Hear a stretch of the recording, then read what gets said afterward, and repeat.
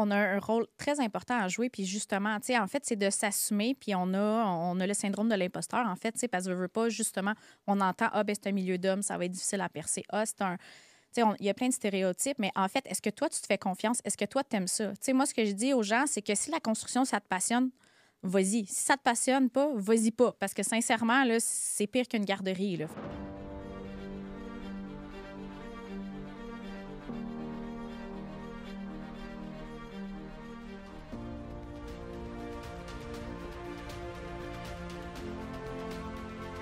Choisis pas ça juste parce que c'est payant ou peu importe, parce que c'est sûr que tu vas vivre tous les drames. Là. Fait au contraire, aie confiance en toi. Qu'est-ce que tu aimes? Fais-le. Puis fais-le, donne ton 100 puis le restant du monde, on oublie ça. Là. Est-ce que tu sais ce qui me plaît à propos de l'épisode que tu es sur le point de découvrir et d'écouter? C'est qu'il y a une possibilité de poser des questions, même dans les milieux les plus standardisés, même peut-être dans ces milieux-là très traditionnels, très rationnels, très masculins, où une jeune entrepreneur a commencé à être curieuse et engagée en se demandant de quelle façon elle pouvait faire les choses à partir de maintenant. Je suis certaine que tu vas pouvoir venir chercher quelques pistes et l'appliquer dans ta propre vie. Valérie Davio, entrepreneur générale en construction, es-tu prête à impacter le monde? Oui, je suis prête. Oh! Tellement incroyable de voir une jeune entrepreneur générale en construction avoir des idées aussi rafraîchissantes pour faire les choses autrement.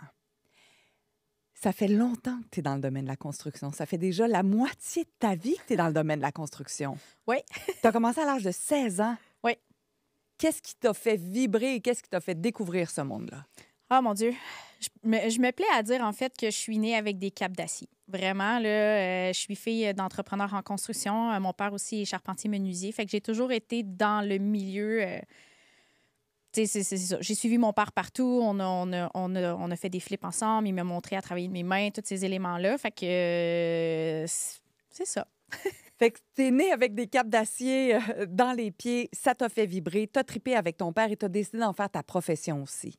Oui, vraiment, parce qu'en fait, avec les années, je me suis rendu compte que la construction manquait de gestionnaires.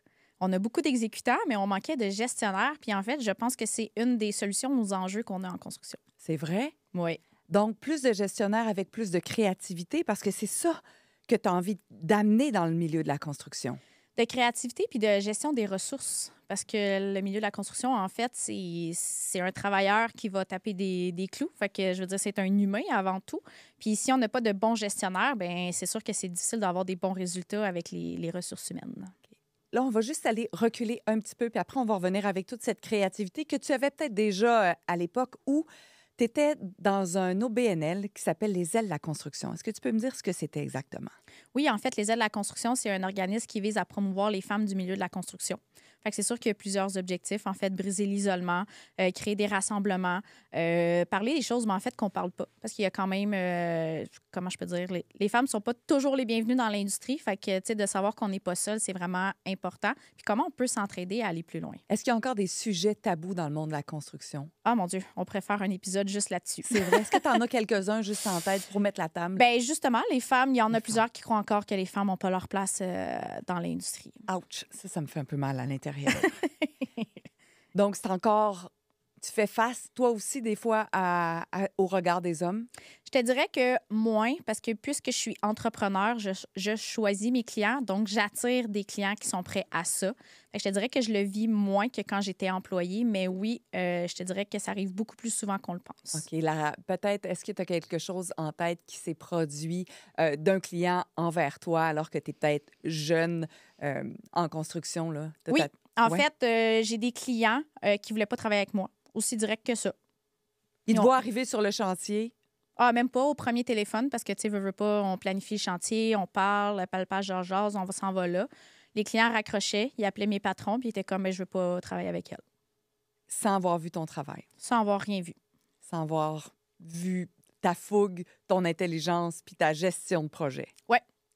Heureusement, à l'époque, mes patrons n'acceptaient pas ça. Donc, c'était soit que tu travailles avec Valérie, soit tu t'en vas. Fait que ça, c'est sûr que ça l'a aidé beaucoup. En fait, ça l'aide à changer toute l'industrie, là, mais je sais qu'il y a des patrons qui ne feraient pas ça. Qui feraient juste dire, ben tu veux pas travailler avec Valérie, parfait, on va mettre quelqu'un d'autre. Oh, OK. Est-ce que vous êtes prêt à vous tenir debout pour vous-même? Ça, c'est déjà un enseignement important. Ou est-ce que, comme patron, est-ce que vous êtes prêt aussi à vous tenir debout pour vos employés pour permettre une transformation? Oui. En fait, ça part de là. Parce que si on ne se tient pas, il n'y aura pas de résultat. T'sais, si on fait toujours la même chose puis qu'on accepte de dire OK, c'est correct que j'ai Bob qui peut faire la job ou j'ai au lieu de Valérie, Bianca, au lieu de de Valérie Bianca. ou Ouais, ouais, whatever, ouais. puis qu'on fait tout le temps des switches, on ne changera jamais les mentalités. Oh, OK. Donc, tu es dans les ailes de la construction pour briser l'isolement, pour faire du réseautage, faire avancer aussi la place des femmes dans le milieu de la construction. Tu as été là combien de temps? J'ai été là En fait, je suis impliquée dans l'organisme depuis 2013 et en 2015, on m'a proposé de siéger sur le CA et je suis restée jusqu'en 2020 à 1 mois et demi d'accoucher de mon premier enfant. OK. Donc, entre 2013 et 2020, est-ce que tu as vu des transformations dans le milieu de la construction en lien avec le regard et la place des femmes? Oui, en fait, c'est pour ça que j'ai accepté d'être sur le CA parce que j'ai vu que je pouvais avoir un impacter le monde. Ouais. Alors, c'est pour ça que j'ai fait ça, parce que ça reste que, tu sais, c'est du bénévolat. Fait que, au travers de ça, tu sais, j'avais plein d'autres choses à faire. Mais les impacts étaient vraiment grands. Puis juste l'inspiration que ça donnait. Tu sais, j'ai eu beaucoup de partages de femmes qui sont venues me voir puis qui ont dit, bien, juste parce que tu es là, juste parce que tu soutiens l'organisme, juste parce que tu nous parles de ton expérience, puis que ça peut être différent, bien, moi, je vais oser croire en moi puis aller plus loin. Parce qu'il y a ça aussi, tu sais, quand on nous enlève notre confiance, c'est difficile de dire comme je vais le faire parce que tout le monde est contre nous. Mais au contraire, aie confiance en toi puis fais-le, tu sais. Écoute, le nombre de fois où je suis allée en entreprise, travailler avec des femmes, l'Institut du leadership, entre autres, j'y pense, puis elle arrêtait pas, elle dit souvent comme, oui, mais c'est tellement dur de faire sa place dans un monde d'hommes. Vrai, les hommes, nous, naturellement, feront peut-être pas la place, mais est-ce que c'est pas à nous à pousser notre confiance encore plus grande pour pouvoir la faire, cette place-là? On a un rôle très important à jouer. Puis justement, tu sais, en fait, c'est de s'assumer. Puis on a le syndrome de l'imposteur, en fait, tu sais, parce que veut pas, justement, on entend, ben c'est un milieu d'hommes, ça va être difficile à percer. C'est un. Tu sais, il y a plein de stéréotypes, mais en fait, est-ce que toi, tu te fais confiance? Est-ce que toi, tu aimes ça? Tu sais, moi, ce que je dis aux gens, c'est que si la construction, ça te passionne, vas-y. Si ça te passionne pas, vas-y pas. Parce que sincèrement, là, c'est pire qu'une garderie, là. Fait qu'il faut que tu sois prête à y aller, là. Faut que tu aimes ça, là. Tu sais, je veux dire, choisis pas ça juste parce que c'est payant ou peu importe, parce que c'est sûr que tu vas vivre toutes les drames, là. Fait qu'au contraire, aie confiance en toi. Qu'est-ce que tu aimes? Fais-le. Puis fais-le, donne ton 100 puis le restant du monde, on oublie ça, là. Donc, il y a des femmes qui t'ont parlé et t'ont dit, wow, merci de soutenir cet espace-là. Puis c'est ça que tu crées. Tu veux amener les femmes avec toi vers l'entrepreneuriat, devenir entrepreneur général, prendre plus d'espace. Puis est-ce qu'il y a eu d'autres impacts de ta présence pendant 7 ans auprès des femmes dans différents milieux de travail? Ben, c'est sûr que oui. Tu sais, on a vu plein d'histoires à succès. Ben, justement, il y en a qui sont partis en entrepreneuriat, il y en a qui ont osé aller. Des fois, c'est juste de demander une augmentation de salaire parce qu'on ne se le cachera pas. Là, tu sais, dans des métiers comme ingénierie ou des choses comme ça, il n'y a pas de syndicat. Sur les chantiers, si tu es charpentière-menuisière, charpentier-menuisier, tu es obligé de suivre le décret. Fait que c'est tout le monde au même salaire. Ça reste comme ça. Mais tu sais, dans des postes de bureau, ben, il y a des chargés de projet, des ingénieurs, des choses comme ça. Fait que des fois, juste de demander l'augmentation de salaire puis d'être équivalent à ton collègue, bien, c'est sûr que c'est un point bonus. Puis après ça, bien, c'est de se soutenir aussi. Puis c'est de démontrer aux gens que c'est pas parce qu'on le sait pas que ça n'existe pas. Parce que ça aussi, je le voyais très souvent, là. Puis même moi, en fait, tu sais, vu que je le vivais pas, des fois, pas que j'avais de la difficulté à le croire, mais c'était moins inné d'avoir cette vision-là. Tandis que là, maintenant, j'ai rencontré des femmes, j'ai parlé à des femmes où est-ce que, tu sais, ils m'ont parlé de leur parcours, des enjeux qu'ils ont vécu. Fait que, tu sais, je veux dire, maintenant, je peux plus le nier, là. Je veux dire, c'est là, c'est encore là, puis malheureusement, ça va probablement l'être encore pour des années. Mais en même temps, plus on en parle, plus on décide de prendre notre voix parce que ce qu'on est en train de faire ou ce que toi, tu es en train de faire particulièrement dans ton milieu, c'est briser des cycles Oui. où les femmes n'étaient pas là. Et ça prend des femmes courageuses en ce moment qui parlent, qui disent l'intimidation, c'est assez, cette façon de faire-là, c'est assez, être sous-payé, moins payé, c'est assez. Mm-hmm. Vraiment. En fait, c'est changer les choses. C'est carrément changer une industrie au complet. Puis souvent, ce que je dis aussi, c'est que oui, je le fais pour les femmes, mais je le fais pour l'industrie au complet. Parce que les hommes, ils le diront pas, mais ils ont des conditions de travail quand même qui sont pas toujours adéquates. Il y en a qui se rendront même pas à la retraite, qui vont devoir changer de métier parce qu'ils ont trop forcé. On ne les a pas appris à bien forcer. Ils vont avoir fait des heures incroyables. Fait qu'il y en a qui n'auront plus de famille. Il y en a, tu sais. Fait que tous ces éléments-là. Fait que ce qu'on fait pour les femmes, on le fait pour les hommes aussi. On change l'industrie au complet. C'est juste que souvent, les gens, ils regardent, ah, ben c'est parce que tu es une femme qu'on s'adapte. Non. On adapte tes conditions de travail à toi aussi. Là. C'est beaucoup plus grand que, ben on veut que les femmes aient des conditions adéquates. C'est pour tout le monde. Il y a, là, ma statistique est peut-être pas on point, mais il me semble que c'est 3 pères sur 4 qui sont monoparentales. Fait qu'ils ont les mêmes enjeux que les femmes de garderie le matin, c'est juste qu'ils le disent pas. Fait que là, les milieux de travail s'adaptent aux femmes et pas aux hommes parce que les femmes vont dire, ben moi, je m'occupe de mes enfants le matin. Mais les hommes n'iront pas le dire. Fait qu'ils vont juste rentrer le matin, trouver une nounou, une gardienne, une maman, peu importe, de l'aide. Fait que ça n'affectera pas leur travail. Mais après ça, on va dire, ah, ben les femmes, c'est difficile d'avoir des femmes en emploi, il faut toujours adapter leurs horaires. Mais quand tu regardes les statistiques, c'est la même chose. Là. C'est juste qu'il y en a un qui le dit, puis l'autre qui le dit pas. J'ai le sourire accroché en me disant, j'ai une femme devant moi qui est en train de dire, là, on va changer le milieu de la construction au complet. Oui, j'ai des frissons quand tu le dis. C'est l'effet que tu me fais en ce moment. Oui. Mais d'où ça vient, cette fougue-là de dire, OK, attends, on fait plus ça de même. Puis je suis prête à aller, tu sais, au bat où je suis prête à me lever debout, puis quitte à être jugée, pointée du doigt ou encore admirée et applaudie, ça vient de tous les bords, tous les côtés. Mais je sais que j'ai la capacité d'impacter complètement le monde de la construction. Je te dirais que, en fait, je pense que c'est inné, premièrement. Mais deuxièmement, je pense que j'ai trop longtemps voulu fitter dans le cadre qu'on me dit que je devais fitter, qu'à un moment donné, j'ai dit non, là, ça suffit, là. Ce cadre-là, j'en veux pas. Puis justement, la voix que je porte, ben, elle va aller impacter plus de gens. Puis, dans le fond, j'en veux pas de limite. Il n'y en a pas de limite. Fait que, c'est juste de OK, ça, j'aime pas ça. OK, on va changer. OK, ça fait pas de sens pour moi. Tu sais, même avec mes clients, je suis la personne qui pose 1001 questions. Puis, tu sais, en construction, puis et en plus, tu sais, mon modèle d'affaires, là, je suis stratège aussi en rénovation d'espace commercial. Puis souvent, en construction, on est des exécutants. Puis moi, j'ai dit non, je veux pas juste exécuter, je veux comprendre, je veux qu'on se challenge, je veux qu'on planifie dans le temps ce qu'on va faire parce que ça fait pas de sens pour moi de juste rénover. Fait que, tu sais, déjà là, c'est ça, je pense que c'est inné.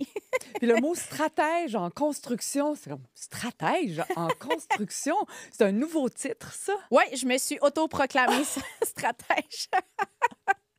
En fait, à la base, là, puis tu me l'avais dit en pré-entrevue, c'est de la communication d'humain à humain. Oui, c'est d'arrêter de prendre des projets, justement.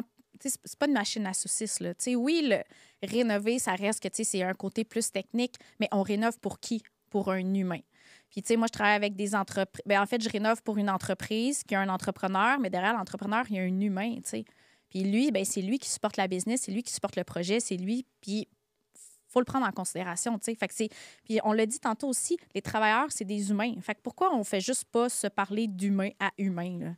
Fait que quand tu crées ton propre titre de stratège en construction, c'est que tu veux avoir un tableau encore plus large et voir de quelle façon les humains peuvent contribuer, collaborer, co-créer un projet harmonieux qui va permettre peut-être de relâcher un peu le système nerveux. Vraiment. C'est complètement ça. Tu sais, souvent, je dis qu'avec moi, on achète une tranquillité d'esprit, la simplicité puis la douceur. Là, les gens sont comme de la douceur en construction. C'est impossible, ça va pas ensemble.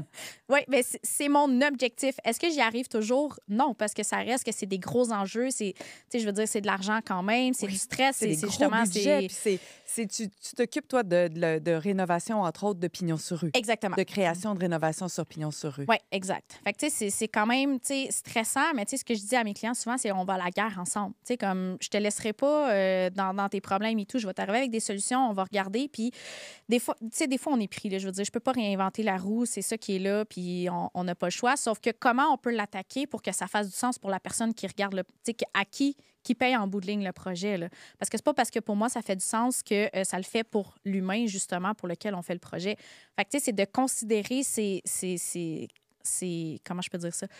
C'est de considérer cet humain-là, en fait. T'sais. Puis justement, est-ce qu'il veut aller à gauche ou il veut aller à droite ou est-ce qu'il veut juste aller dans le milieu? T'sais? Parce qu'il n'y a pas un seul chemin. Là. Je dis tout le temps que tous les chemins mènent à Rome. Là. Oui.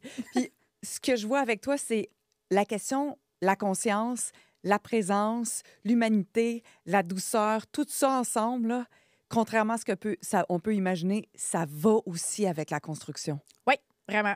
Puis il est temps qu'il y en ait de plus en plus. Il est temps qu'il y en ait de plus en plus. Fait que toi, tu côtoies des gens en ce moment qui sont soit éreintés, exténués, irrités, à bout, qui disent ça n'a aucun sens le milieu dans lequel je suis. Puis tu dis non, non, il y a une possibilité de faire les choses autrement. Oui, vraiment. OK, donne-moi un exemple de peut-être d'un client, d'une personne qui a goûté à ton énergie et à ta façon de faire et qui a peut-être transformé complètement sa vision du monde de la construction. Bien, en fait, une de mes clientes, justement, on en parlait tantôt. En fait, c'est un café-boutique qu'elle a ouvert. Puis, elle est partie de la prémisse qu'elle pouvait tout faire. Parce que, tu sais, en tant qu'entrepreneur, quand on démarre aussi, quand on est en démarrage d'entreprise, on se dit, ah, ben j'ai pas les moyens de. Fait que, tu sais, je vais le faire. Puis, on a fait un épisode de podcast justement aussi pour qu'elle parle de son expérience. Puis, c'est ça qu'elle disait. Elle disait, tu sais, je me suis sentie vraiment accompagnée. Puis, elle a dit, si c'est à refaire, j'irai encore vers ça. Puis, tu sais, ça n'a pas été un projet facile. On a eu plusieurs enjeux. Puis, même que le projet, ça fait 1 an officiellement qu'il est terminé, mais il n'est pas terminé parce qu'on a encore des choses à régler, parce que la vie a fait que, ben c'est pas terminé. Mais c'est pas l'enjeu, ce n'est pas pas l'enjeu.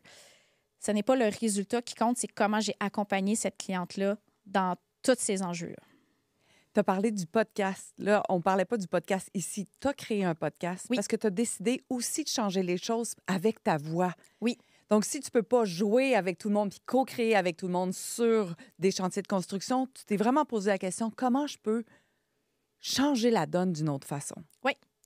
Exactement. En fait, j'ai parti le podcast qui s'appelle Le Local parce que je suis spécialisée en pignon sur rue, donc des locales commerciales. C'est L-O-K-A-L si jamais vous cherchez de l'information sur le web. Parce que l'entreprise, c'est Connexco, fait que je voulais garder le K. Ouais. J'ai un amour inconnu sur les K. Des K. Et t'es avec Karine avec un K. Ah, ben oui, j'avais... Ta dame. Oui, c'est ça, parce qu'en fait, je me rendais compte que les gens, tu sais, justement, on disait en construction, on est considérés comme des exécutants, les entrepreneurs généraux, puis les gens arrivaient à moi, puis c'est ça, ça avait été un petit peu un roller coaster, en fait, là, les étapes d'avant, puis là, ben, il n'y avait plus de budget, plus de temps, tu sais, c'est comme, hey, dans 2 mois, je déménage, tu peux-tu m'aider? Ben oui, je peux t'aider. On regarde les plans, OK, ben là, on est 300 000, hey, hein, je déparle encore du changement d'heure. Ouais. 200, avec 300... des jeunes enfants, je comprends. Oui. Fait qu'on dépasse le budget, on n'est pas là. Puis, tu sais, la question, c'est est-ce que tu as ton permis de construction? Mon permis de quoi? Mon permis de construction, oui, parce qu'on ne peut pas rénover si on n'a pas de permis de construction. Fait que là, je me retrouvais en bout de ligne, à la fin, à devoir éduquer les gens, à devoir briser des rêves, parce que là, on ne peut pas rentrer dans le temps, on ne peut pas rentrer dans le budget. Qu'est-ce qu'on fait? On coupe, parce que là, tu sais, je veux dire, si on veut commencer à opérer dans 2 mois, il faut faire des choix. Fait que là, j'étais tout le temps en mode d'urgence, tout le temps en mode. Puis là, j'étais comme, ça fait pas de sens. Là. Je veux dire, si on éduque les gens en amont, clairement, on va réduire le taux de personnes qui se rendent à un entrepreneur général, 1, insatisfait du premier processus, puis 2, les résultats vont être là. On va avoir des entrepreneurs qui vont être prêts à rénover. Parce que là, ils arrivent, ils sont déjà brûlés, puis on n'a même pas commencé à rénover. Là. Les maux de tête n'ont même pas commencé encore, puis on est déjà brûlés. Donc, l'idée du podcast, c'est comment puis-je éduquer les gens? Oui. Parce qu'il y a de l'information que, même si c'est en affaires, tu veux avoir ton pignon sur rue, tu veux rénover, il y a plein d'affaires qu'on ne sait pas. Exact. Il y a plein d'angles morts. Vraiment beaucoup. Fait qu'à chaque fois que t'es peut-être toi-même comme, comment ça, tu savais pas ça? Comment ça, tu t'es pas informé? Comment ça, tu t'es pas éduqué? Oui. Fait que tu as dit, je vais régler le problème. Oui, moi, je règle des problèmes. Wow. Ouais. Au début de la conversation, tu as parlé de créer un espace pour permettre aux femmes de se soulever. Fait que le lien que je peux faire, même que vous soyez en construction ou pas, c'est même pas ça l'enjeu aujourd'hui, que vous ayez envie de rénover ou pas, ou d'avoir un pignon sur rue. Pour moi, la conversation est beaucoup plus large que ça avec toi, Valérie, parce que j'entends ce que tu crées pour changer ton domaine. Mm-hmm. Donc, il y avait créé un espace. Fait que regarde ce qui se passe soit dans ta famille, dans tes finances ou encore dans ton milieu de travail. Comment puis-je créer un espace pour me permettre d'écouter ce que les autres ont à dire? Les récriminations, les difficultés, l'intimidation, ce qui fonctionne, ce qui fonctionne pas. En fait, tu es sorti de la chambre d'écho de l'entrepreneur général en construction qui se trouve peut-être depuis des dizaines et des dizaines et des dizaines d'années. Oui. Toi, tu as dit, je ne ferai pas la sourde oreille, je vais aller voir ce qui se passe. Oui. C'est ça. Je vais toujours questionner, je vais toujours voir qu'est-ce qui se passe. Puis, tu sais, je dis souvent que je suis là pour redonner le pouvoir aux gens. Parce que souvent, pas qu'on se le fait enlever, mais on va prendre pour acquis que quelqu'un nous l'a enlevé, puis on s'assoit là-dessus. Moi, je suis comme, mais non, c'est pas, on s'assit pas là-dessus. Là. Au contraire, on se relève, puis let's go, on y va. Fait que, tu sais, je veux redonner le pouvoir aux gens dans une industrie qui est la construction. Tu sais, souvent, je dis que la construction, tu sais, c'est comme juste mon véhicule que j'ai choisi. Là. Au lieu de choisir une Ferrari ou une Porsche, j'ai choisi la construction. Mais tu sais, ce que je fais, je pourrais l'appliquer à n'importe quel autre domaine parce que ça va au-delà du détail. Complètement. Redonner le pouvoir aux gens, et moi, je l'entends beaucoup plus, mettons, en développement personnel, tu sais, reprenez votre pouvoir. Puis là, tu me dis reprendre son pouvoir dans le milieu de la construction. Oui. Il y a de la conscience vraiment partout, là. Il y a des possibilités infinies partout. Infini. Fait que quand la personne reprend son pouvoir, c'est l'entrepreneur, c'est l'employé, puis tout le monde. C'est tout le monde qui reprend son pouvoir. C'est tout le monde parce que, en fait, on va aller chercher encore là la co-création. Tu sais, moi, là, je ne connais pas tout. Là. Je suis généraliste. Tu sais, un électricien, je connais les bases. Tu sais, je dois avoir un certain savoir pour faire le métier que je fais. Mais au travers de ça, je travaille avec des humains. Fait que mes sous-traitants, c'est mes meilleurs partenaires d'affaires parce que je n'ai pas réponse à tout. Les designers avec qui je travaille, bien justement, je ne suis pas designer, mais je vais les aider. On va s'entraider à créer un projet qui est optimal pour le client. Le client, je veux dire, je connais pas toutes les industries. Là. Je peux pas connaître tout ce qu'ils font. Par contre, je vais m'asseoir puis je vais lui poser les questions pour comprendre sa réalité. Puis après ça, co-créer un projet qui va lui ressembler, qui va être durable dans le temps. Puis là, tu as parlé de s'entraider. Est-ce que c'est s'entraider et corps de métier et construction, ça va ensemble naturellement ou il y a beaucoup de conflits, c'était beaucoup plus en silo? C'est beaucoup en silo. Parce que, justement, tu sais, tu me payes pour que j'aille là, je fais le travail, je m'en vais. Fait que, tu sais, de prendre tout le monde puis de les rapatrier vers un même objectif, c'est pas naturel. Ça commence à l'être de plus en plus parce que, justement, tu sais, les gens voient des enjeux avec ça. Fait que ça devient un peu plus comme ça, mais c'est pas naturel. Fait que toi, tu as décidé de créer la synergie à même les différents corps de métier. Oui. De quelle façon tu peux l'implémenter dans un projet, par exemple, de pignon sur rue? Bien, en fait, c'est ça. C'est encore là, considérer les humains comme des humains, c'est de poser des questions. Puis moi, la façon que je le fais, c'est que je fais tout le temps une réunion où est-ce qu'on se met tout ensemble. Fait que quand on signe un contrat avec un client, le client, les professionnels, designers, architectes, ingénieurs, peu importe selon le projet, et tous les sous-traitants qui sont impliqués sur le projet, je les assois à la même table avant parce que je dis toujours mieux vaut prévenir que guérir. Puis on se parle tout sur le projet. Parce que quand on va soumissionner un projet de rénovation, on va être dans le macro. Fait qu'on va regarder, tu sais, la vue d'ensemble, combien ça peut coûter, où est-ce qu'on s'en va, mais que la prise électrique, elle soit 2 pieds à gauche ou 2 pieds à droite, on s'en fout. On s'en sac. Ouais. On s'en sac. Fait, mais par contre, quand on arrive à l'exécution, c'est hyper important parce que si le client la veut 2 pieds à gauche puis on la met 2 pieds à droite, clairement, on a mal communiqué. Fait que là, on s'assit tout alentour de la même table puis on communique, on veut savoir, on se pose des questions puis on prend des décisions avant de rentrer dans l'exécution. Parce que quand on est dans l'exécution, là, on a toute une mission. Là. Moi, il faut que j'aille là, puis parce que demain, je suis rendue ailleurs. OK, moi, aujourd'hui, ma to-do list, c'est ça ici. Fait qu'on se pose un peu moins de questions quand on est dans l'exécution parce que, je veux dire, c'est normal. Là. On a un travail, on veut aller vite. Mais si on s'est posé les questions avant, bien, en plus, ça va servir les sous-traitants qui vont faire le travail parce qu'on a tout éliminé les zones grises pour eux. Parce que quand il y a une zone grise, c'est là qu'il y a des erreurs. C'est là qu'on prend pour acquis que, je pensais que, d'habitude, on fait ça. Ouais, mais c'est pas parce que tu le fais d'habitude qu'ici, ça s'applique, tu sais. Wow. Fait que le podcast sert à éduquer. Fait qu'il y a l'aspect communication afin d'être plus clair puis parler à le plus de gens possible, mais aussi la communication, la synergie. Est-ce que tout le monde va même sur le site de rénovation? Toujours au site. Toujours au site. OK, donc la rencontre où est-ce que tu veux créer la synergie, c'est comme là, lundi matin, même si c'est pas votre journée de travail, là, vous êtes là parce que je veux vous voir la binette puis je veux que tout le monde comprenne. Parce que des fois, il y a des changements qui se font dernière minute parce que là, on vient de voir quelque chose qu'on n'avait jamais vu. Oui, vraiment. Puis, en fait, ce que le client aime aussi, en fait, l'avantage que moi, ça me donne, c'est que le client voit comment on travaille ensemble. Parce que, tu sais, il investit quand même des milliers de dollars en nous. Ouais. Puis si on se parle pas, tu sais, je veux dire, on en entend tellement des entrepreneurs qui ghostent, qui sont pas là, qui répondent pas, puis qu'ils se communiquent pas, puis finalement, le client est obligé de payer des erreurs. Tandis que là, bien, ça le met en confiance. Il peut poser ses questions aussi. Les sous-traitants lui posent des questions aussi. Fait que même lui est impliqué dans le projet, dans le fond. Tu sais, il vient une partie prenante. Là. C'est pas juste, hey, je vous ai délégué, vous m'avez fourni un clé en main, je m'en lave les mains. Non, non, non, c'est ton bureau, c'est ton espace. Qu'est-ce qu'on fait? Est-ce que t'aimes mieux ça? T'aimes mieux ça? Hey, on a telle proposition, on s'est rendu compte en parlant 2, 3 trois corps de métier ensemble, qu'on peut sauver des sous. Est-ce que ça te tente? Est-ce que ça te parle? Est-ce que ça fait du sens? Fait que c'est hyper... Tu sais, c'est hyper énergétique, c'est synergique, c'est collaboratif. Puis pour moi, l'avantage que ça a, ben, c'est que tout le monde s'est parlé, on sait exactement où ce que ça en va. Fait que monter un échéancier après, pour moi, c'est pas un mal de tête. Puis même les sous-traitants, maintenant, quand je les appelle, puis je suis comme, hey, on a obtenu tel contrat, ils me posent la question, hey, quand est-ce qu'on fait la réunion de prédémarrage? Parce que ils savent que ça a une valeur ajoutée. Puis des fois, ils me le demandent, hey, je vais-tu travailler avec tel sous-traitant? J'ai aimé ça, travailler sur l'autre job avec tel sous-traitant. On s'est parlé, ça a super bien été, la synergie était bonne. Ils ont hâte de travailler avec nous, là. On parlait ensemble avec Fred aussi sur le divan avant de commencer l'entrevue de l'expérience client. Ouais. Tu sais, je suis allée chercher mon Mac chez Apple. Je suis super excitée. Je me souviens encore, la fille, elle s'appelle Karima, qui m'a servi. Tu sais, je l'ai trouvée magnifique, dynamique. Fait que ça, on parlait de l'expérience client. Le podcast, pour moi, c'est une expérience client. C'est agréable, c'est le fun, on a du plaisir. Mais est-ce que quand je t'entends, quand je t'écoute, c'est comme, OK, l'expérience client, tu la crées avec tes sous-traitants. Oui. Parce que là, ils veulent jouer avec toi. Oui. Ils veulent co-créer. Oui. Ils veulent être là parce qu'ils bénéficient. Oui, ils sont rémunérés, mais c'est même pas c'est pas une question de contrat. C'est je vibre quand j'y vais. Oui. Puis le client qui t'embauche pour gérer son pignon sur rue puis sa nouvelle construction, il tripe aussi de vous voir. Même si c'est pas parfait ou même s'il y a des erreurs, c'est pas ça. Mm. L'expérience client, c'est number one aussi pour toi? Oui, c'est en fait, je pense qu'à tous les 3 mois, je remappe mon processus client.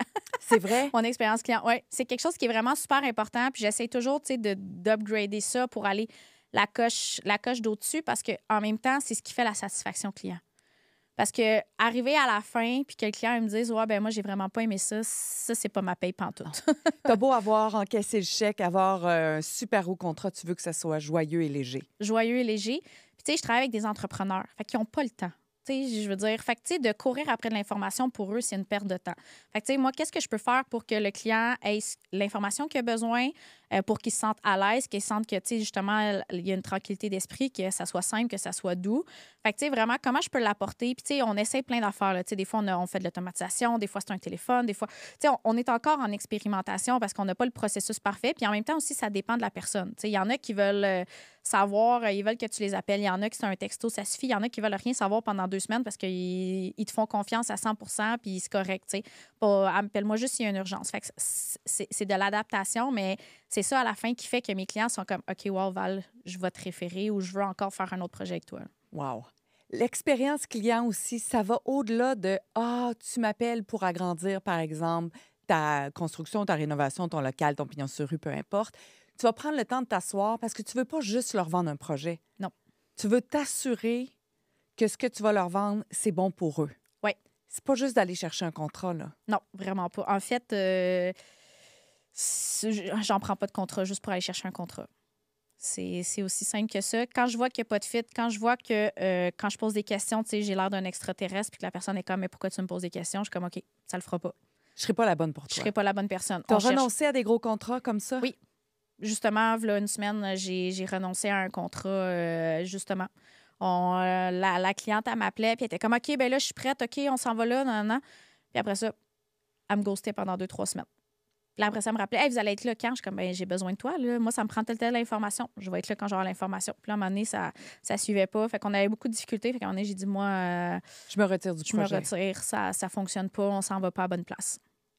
Quand on parle de rénovation ou d'agrandissement, de pignon sur rue, ça veut dire que c'est des entrepreneurs qui ont des business et qui veulent avoir, comme ici, par exemple, un local. Oui. Et là, toi, tu vas t'assurer, avant de commencer les rénaux, de poser encore là, une tonne de questions pour savoir qu'est-ce que tu veux? Veux-tu agrandir? Veux-tu évoluer? Il y a combien d'employés dans 1 an, 3 ans, 5 ans, 10 ans? Oui. Pour être certaine de pouvoir l'accompagner le plus possible. Oui. Vraiment, en fait, c'est limite une planif stratégique. Ah ouais. On s'assoit ensemble, là, puis on regarde là, tous angles, tous côtés, c'est quoi les services, est-ce que c'est du présentiel, est-ce que les employés sont en télétravail aussi? Parce qu'il y en a beaucoup maintenant qui sont en télétravail, fait que ça change la dynamique des pignons sur rue, parce que si tous les employés viennent la même journée versus des employés qui viennent, mettons, 10 employés du lundi au mardi, l'autre 10 employés, tu sais, ça change vraiment tout. Fait que qu'est-ce qu'on peut faire? Fait que moi, j'ai besoin de comprendre ça pour structurer le meilleur projet puis que ça fasse du sens. Parce que sinon, en fait, rénover juste pour rénover, pour moi, ça sert à rien. Puis est-ce que tu as déjà dit, par exemple, en posant une question, puis quelqu'un ne sait pas quoi... Non, on va pas là. ou on ne fera pas comme ça, ou voici ma proposition, Oui. on ne devrait pas aller aussi grand. Est-ce que ça t'arrive même de dire comme ton idée, là, même si tu tripes, puis tu vibres, puis tu dis c'est la plus belle idée du monde, c'est pas réalisable parce que ça ne te servira pas. Oui. Ça ne servira pas ta business. Oui, je le fais souvent. Tu le fais souvent? Oui. Parce Dire que- la vérité au client. Oui. En fait, c'est une force et limite un enjeu. Une force. Ouais, c'est ça. Appelons-le force. Mais À mes yeux, c'est une force. C'est la transparence, en fait, tu sais. C'est correct.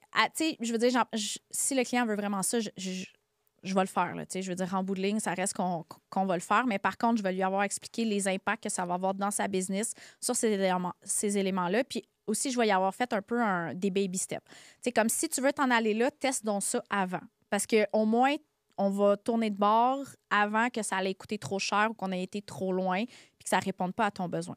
Puis, tu sais, tout ça est directement lié à la satisfaction du client. On parlait tantôt d'expérience client. Je veux dire, si je te fais un projet qui ne fait pas de sens pour toi, tu ne seras pas satisfait, là. Même si c'était ton idée de départ, là. Tu sais, je veux dire, si tu vas aller acheter une Porsche puis que je te vends, je sais pas, une Lada, Une je veux dire, même si, tu sais, je veux dire, tu sais, comme faut que ça fasse du sens pour toi, pour ton modèle d'affaires. Fait que c'est sûr que, tu sais, j'ai pas la science infuse, puis il y a des éléments aussi, ce que je dis aux gens, tu sais, faut que tu connaisses ta clientèle. Si tu connais pas ta clientèle, c'est difficile pour moi de t'aider à répondre à ce besoin-là aussi, parce que c'est ton expérience client qui est impactée ou ton expérience employé. Parce que des fois, il y en a qui ne reçoivent pas des clients. Fait que, tu sais, si tu connais pas ton monde, ben là, OK, on va prendre le temps avant d'aller vers le projet pour regarder c'est quoi leurs besoins, parce qu'on veut que ça réponde à un besoin.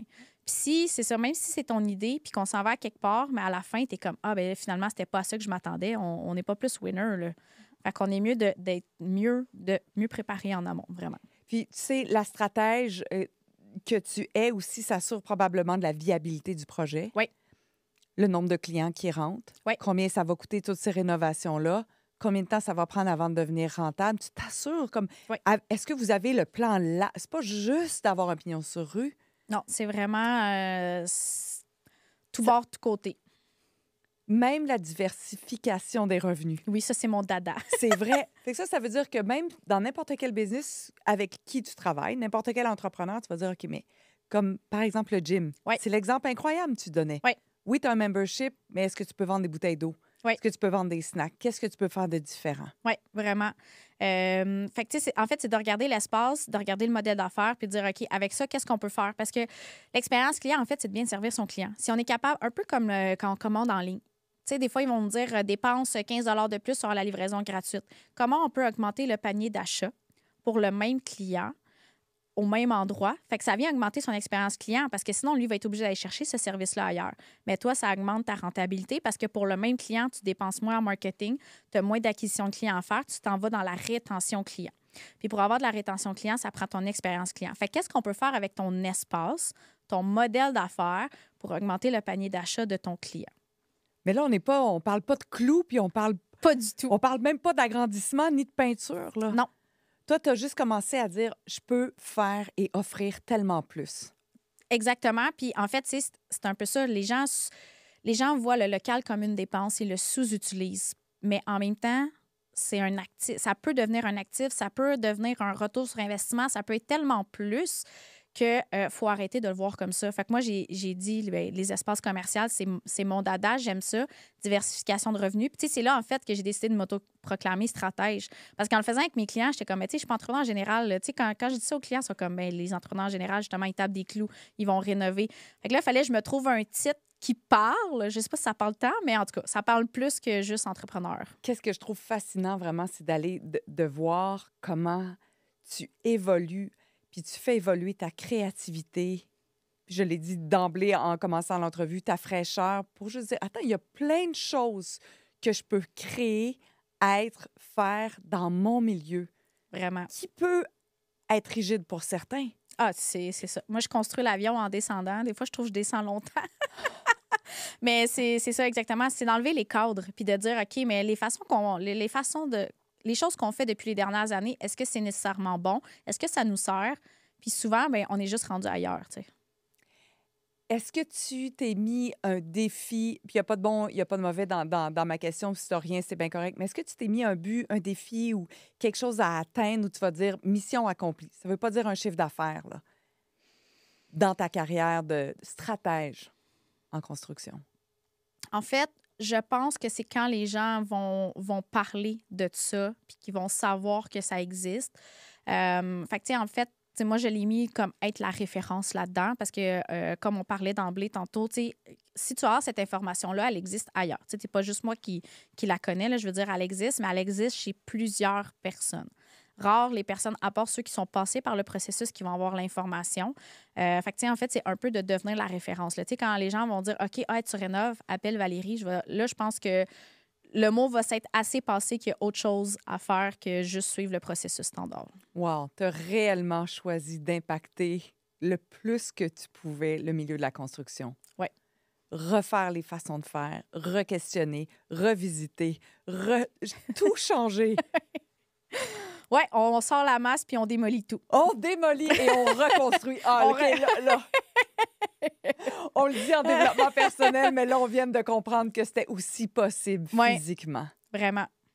Valérie, merci tellement d'avoir été avec nous. Merci de changer le monde un coup de marteau à la fois et encore plus. Bien, merci à toi pour cette co-création-là. Ça m'amène plein d'autres éléments, puis de créativité, puis de...